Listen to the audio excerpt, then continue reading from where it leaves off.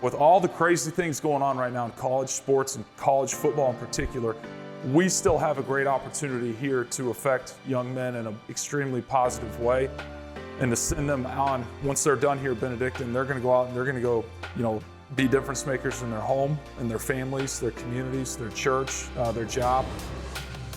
Joel Osborn is the head coach of Benedictine College's Raven football team. He is the fifth head coach in the modern era of Benedictine College football, which began with the reinstatement of the team in 1973. Listen in as we discuss the role of athletics in the development of character, his background in the college sports world, and the connection between faith and football. Benedictine College is transforming culture in America, one conversation at a time. From our studios in Atchison, Kansas, these are the Benedictine Dialogues. All right, Coach, welcome to the show, man. I appreciate you having me. Yeah, great to have you here. Really been looking forward to this conversation, and I think we've got a lot to talk about with both big love of sports. So maybe just kind of start off, tell me a little bit about your story, about how you ended up being the head coach here.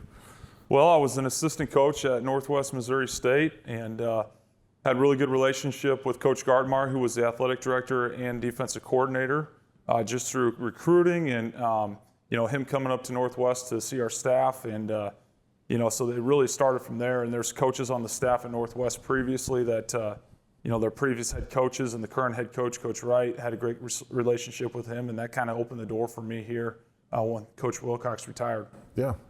And where does your kind of love of sports come from? You've been a lifelong Yeah, it comes from our family. Sure. My parents, mom was a college athlete, dad was as well. Dad was my high school coach. He was really my coach at all levels growing up, so he coached us when we were little. It comes from my parents, and just playing in the yard with our neighbors, and just all the different sports we played growing up. We were always playing baseball, basketball, football, one of those. So definitely it was in our blood. Awesome. And then you played college athletics as well, right? Yeah, I played football at Northwest Missouri State, and I played basketball as well there for 2 years. Okay. What positions? I was quarterback in football, and then in basketball I was a combo guard, so I could play the one or the two. So nice.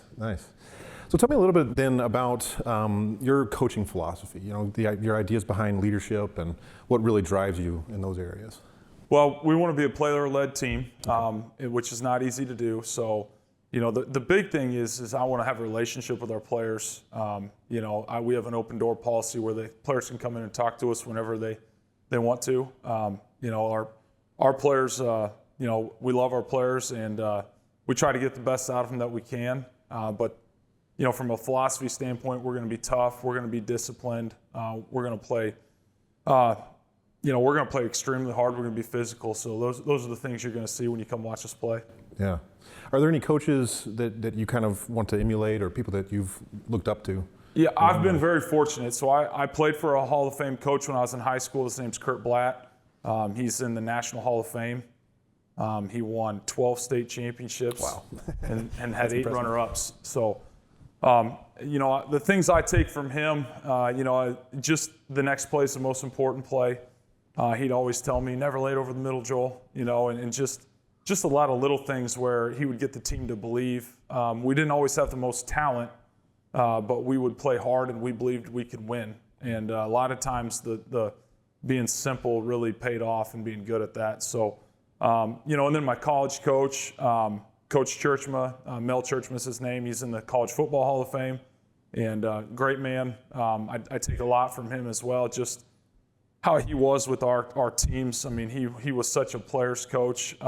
He's very, very good about leading with a Christian background and through his faith. And, he was real. He was not fake. I mean, he still calls me to this day. We have a relationship still. And then, there's so many guys to name, but, I was hired by Scott Boswick there, and unfortunately Scott passed away soon into his career as a head coach. But he was so passionate about Northwest Missouri State, and he always said the big time's where you're at, and I really believe in that. And so I look at this place as a big time program because it's where we are, and we can make this place great and really impact lives here at Benedictine. And then Adam Dorrell stepped into his shoes and him and Coach Churchman's shoes and did a phenomenal job. He won 3 national titles in 6 years. and did it his own way because he could not be them. And really, I got to see him be an offense coordinator, call the plays, and be the head coach. And that's how I run our program. So I really took a lot from what he did, his organizational skills, just how he was such a motivator. And, he really was a great coach. And then when he took another job, Coach Rich Wright took over the program. And Coach Wright's done a great job keeping the tradition going at Northwest. It gave me an opportunity to be an offense coordinator and really helped me grow as a coach. And so, I took a lot of things from him as well. He was the defense coordinator too, so he runs the defense and one of the best defensive minds in college football. So, I learned from some great coaches. And, when I got the job here and stepped into Coach Wilcox's chair, and the unique thing was we were still playing. So it was still the 2020 season. And, he called me and congratulated me and said, Joel, team's yours now. He said, I'm going to step away. And he said, I'm going to move into the hall across from you. So he moved and set up an equipment room.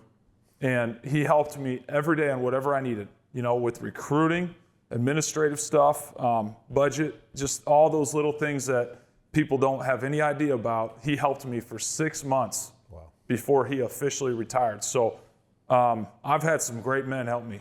That's amazing. That's absolutely amazing. One of the things we talk about a lot on this show, but also just as a college, we talk about transforming culture, right? And a big part of that is transforming each of the students that come through here, the formation that they receive, things like that.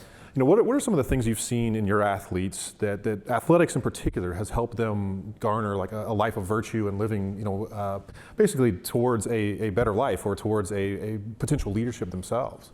Yeah, in sports, there's a winner and a loser. And I would say 95% of the time, you need to do things the right way in order to win. Yeah. So what we talk about a lot within our programs, we talk about the development of character within our men. And really it comes down to doing the right thing. Mm-hmm. We are very fortunate to have such a great school that's founded in a Catholic faith. But not all our players are Catholic, and we tell them that's okay. We're gonna expose you to the Catholic faith. We're gonna let you see what this is all about. And we've had some guys definitely convert to Catholicism in our program. I think we've had about 8 in my 3 years. Wow.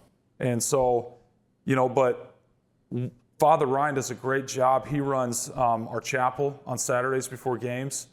He's a real dude. Yeah. He connects with our guys. He played high school football at a big-time program in Louisiana. And, he has a team message on Tuesdays where he comes out and he talks just like you talk about the virtues. And it's just a great message for wherever we're at in our season. And he knows how to speak to our guys. He speaks from his heart because he's there. He's at the games. He knows how the guys are feeling. It's like he's a part of the team. So, it's just we have a great opportunity, with all the crazy things going on right now in college sports and college football in particular. We still have a great opportunity here to affect young men in an extremely positive way.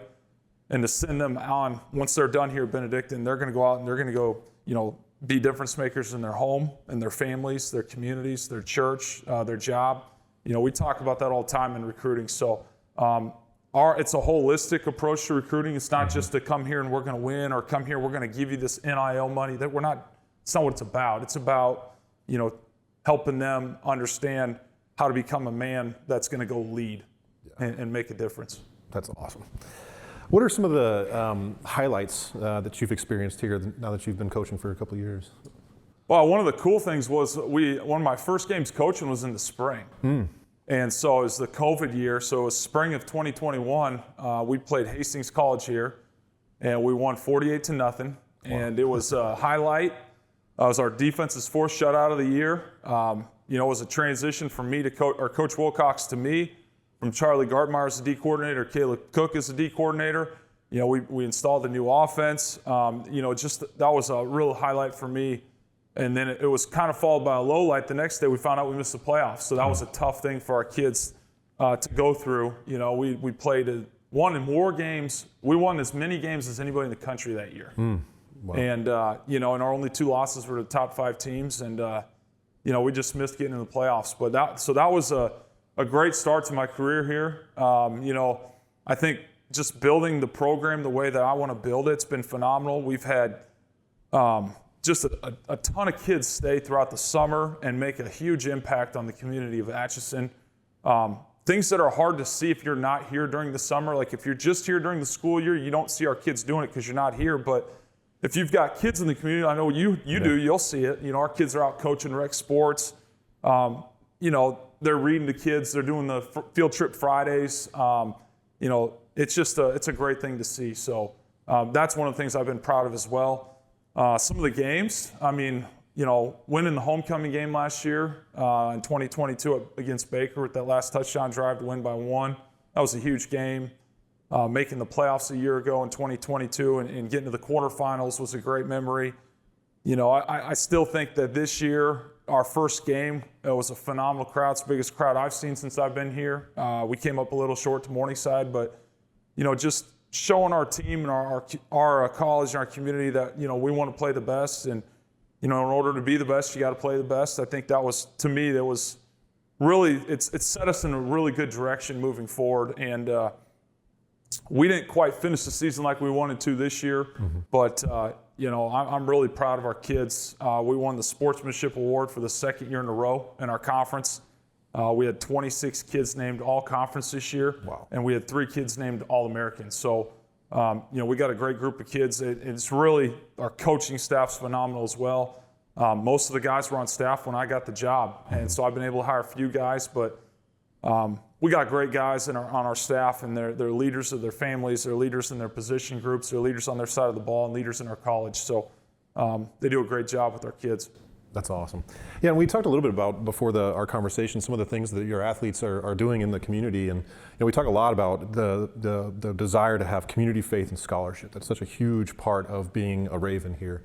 Maybe go a little bit deeper into some of the things the athletes are doing around. Yeah, so we do our spring cleanup in the spring in March, and that involves us doing community service projects in Atchison and helping make our community look better. We also do that on campus that day as well too, so we help make our campus look better. That's a great day to give back to our community.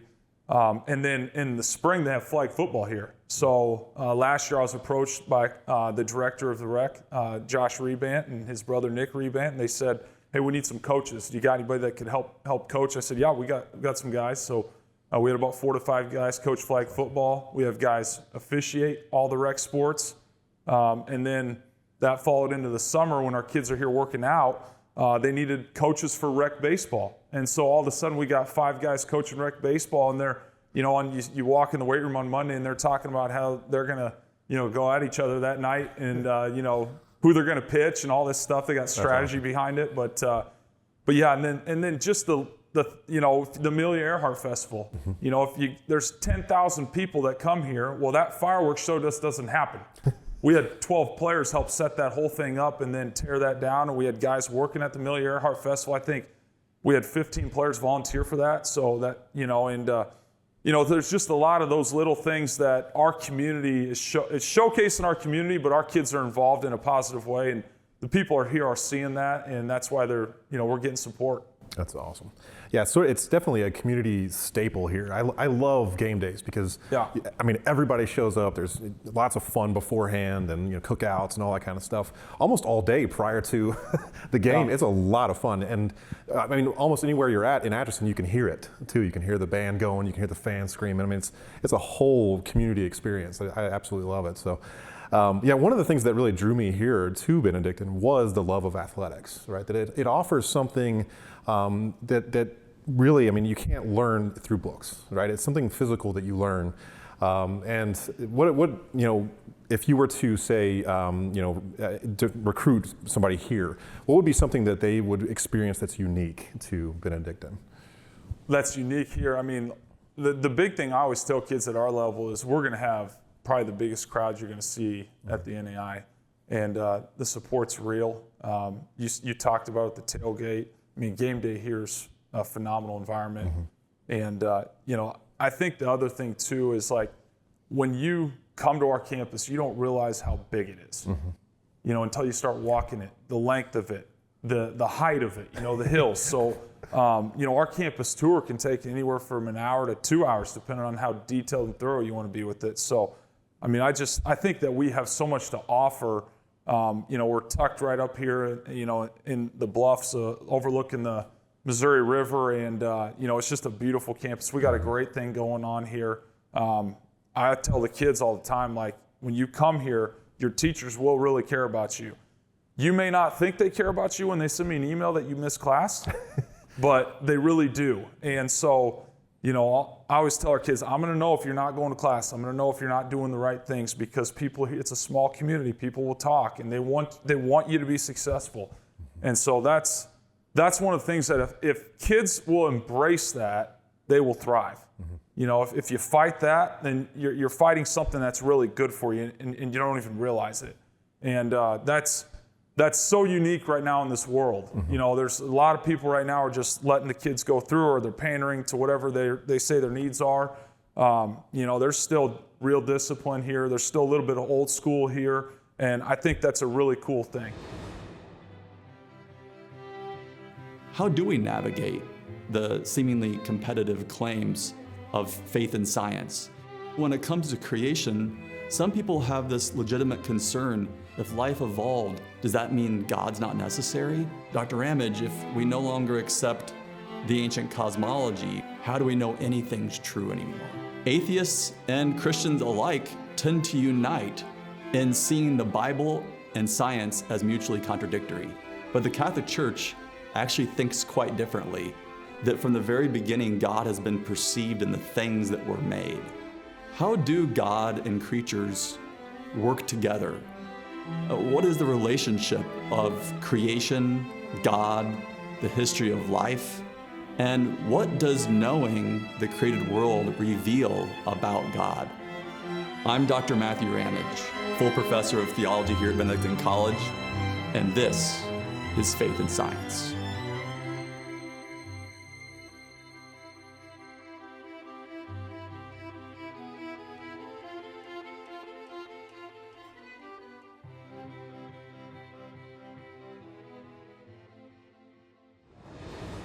You mentioned Larry Wilcox. Maybe get a little bit into his legacy. What that's meant to you, stepping into that legacy, and how that's still felt today. Oh yeah, I tell kids all the time. I mean, our last team meeting, we talked about things that take no talent, and I said, if you ever find me picking up trash or doing all these, seeing something that doesn't look right and I fix it, it's because I know that there was a man that built this place. This didn't used to exist. There was no football facility. There was no football stadium. A guy with a bunch of people's help sacrificed a lot of time, money, probably blood from, the construction that went on. And so, I definitely appreciate everything Coach has brought to our community here, to our college. It's almost impossible to talk about the things he's done, and the roles he played. But, he put us in a position where I have 7 full-time football coaches. Wow. I have 2 graduate assistants. So, we have 10 coaches, and then I have multiple student coaches as well. So, back when he started, it was just him and a bunch of part-time coaches who were phenomenal at what they did. But now we're in a position where we can operate at a high level, and we can operate as if we're, in my mind, a Division I school. Mm-hmm. And so, our kids feel that when they're here. The experience they get is because of all the resources that were put into place prior to me getting here. And what I saw when I came and interviewed, and I came and met Coach, and I came and met President Minnis and Coach Gartmeyer, was you can be successful here and you can win a national championship at Benedictine. I really believe that. The resources are in place. People really care about you. And that's the biggest thing, a compliment I can give Coach. Yeah, that's awesome. So maybe for some of our viewers that are fans and love the program, maybe share a little bit about how they can support the program. Yeah, absolutely. I think the big thing is be a fan and come to games. Yeah. If you can come, we want you to come to games and see our kids play. It's great entertainment. And then obviously from a standpoint of supporting our program, send us your kids. If you got kids that can play football, we want to recruit them. We want to take a look at them, evaluate them. If we can add them to our roster, we'd love to do that. And then I think the last thing is if you got the ability to support financially, we could always use your help with that as well. Our conference is expanding to 14 schools, so we're going to have 4 road trips next year instead of 1 like we had this year. So that with the expansion comes a little bit of a cost. So we're going to need some help financially, but those are the main areas. And then, I think anytime you have people supporting you with prayer, I think that's a powerful thing as well. So you've spoken about some of the ways that athletes are involved in the community, these other successes that they're able to accomplish. What are some other things that you've seen athletes be able to either continue going on in their athletic career or off the field as well, some of the successes you've seen? Yeah, we've had some really good ones. So in my first 2 years, we've had 5 players go on to sign professional contracts to play football beyond Benedictine. So in our first year, it was Jalen James. He was a senior linebacker. He's been playing indoor football. He was Conference Player of the Year for us that year, All-American. We also had Trey Adger. He went and played overseas and tried that out for a little bit. Wide receiver. He was a dual sport guy for us, did track as well. And it was a stud. And then in our last year, we had 3 players. And so we had our running back, Rayshawn Mills, who signed to play overseas and was a first-team All-Conference guy for us. We had our quarterback, Garrett Kettle. He signed to play indoor football, and actually he started for the Northern Arizona Wranglers and led them to the Western Conference Championship before they got beat. So he played 28 games in a year. That's just a lot of football. Yeah. And then the big one was Chim Okra for our right tackle. He signed with the Michigan Panthers in the USFL and then took a chance and went to a pro day and did really well. And the Eagles invited him to their rookie minicamp, and he was one of 9 guys that they kept, made the team. And so the other guys that made the team were from Georgia, Alabama, Clemson, LSU, K-State, Mizzou. So, all Power 5 guys, and then Chim from Benedictine. Wow. And so that was pretty powerful, and he played with them through the preseason. He made it to the final cuts, and then actually was with the Vikings for a little bit. But he's going to go back and play with the Michigan Panthers and the USFL and XFL's merger this next spring. And then we anticipate we'll maybe have a couple more this year. There's probably one of the bigger success stories we should highlight is Reed Levi earning the AFCA All-State Good Works team. Yeah. He was one of 2 players at the NAI to earn that award, and then one of 22 players in the entire United States to be nominated to earn that award as well. So I was our starting tight end, and just a great young man. He was one of our football coaches. He coached my oldest son in flag football with our quarterback Luke Liskowski, and those guys did a great job. And Reed does a lot for our school. He was the auctioneer in the last 2 scholarship balls, and we've raised $4 million for scholarships for our school. And he just does so many things throughout our college and our community, and such a good leader, and he's recovering from an injury that ended his senior season. But he was still voted all conference, and because the coaches know how good of a player he is. Yeah. But those are some things that have been really powerful, I think, about the players in our program and some of the success stories. That's terrific. Yeah, and one thing I hear from professors a lot is how much they love teaching athletes, because they know that a lot of their focus is athletics, but whenever they see the passion show up also in the classroom, it just means a lot. It shows so much character that are in these athletes. Yeah, there's no doubt. Part of their growth here is definitely going to be academics. So we talk about we want to see them grow academically, we want to see them grow socially, emotionally, we want to see them grow spiritually, and then we want to see them grow athletically. So, that's why I went to the holistic approach with recruiting, because it's not just one area. Academics here at Benedictine can be challenging in a good way, because, you're going to be pushed because you're going to be in some real good classes, and, the teachers care. So, yeah, when you pour into your academics, I always tell guys, like, okay, you're in this major. Well, that professor looks at this major like I look at football. So you better come to work. You know what I mean? So, and when I put it that way, the kid's like, oh, yeah, okay, I got you. Yeah, there's no doubt. To conclude, where do you see the direction of the program going? Well, I think we're going to continue to build in the right direction. Right now, our coaches are doing a great job developing our players. We're recruiting high-level talent from the high school levels. Most of our players are going to come from the high school level. We're going to recruit a few transfers that we know by relationship, but we're going to get guys in our program. We're going to give them a chance to develop in all those phases we talked about, socially, emotionally, academically, spiritually, as well as athletically.